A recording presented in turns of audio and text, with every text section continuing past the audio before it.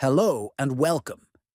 In today's video, I will show you how to manage your email notifications in the Twitch app on your Android phone.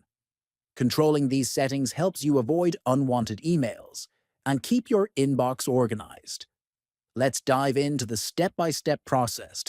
First, open the Twitch app on your Android phone. Next, make sure you're in the profile section by tapping your profile icon. Then tap on Account Settings.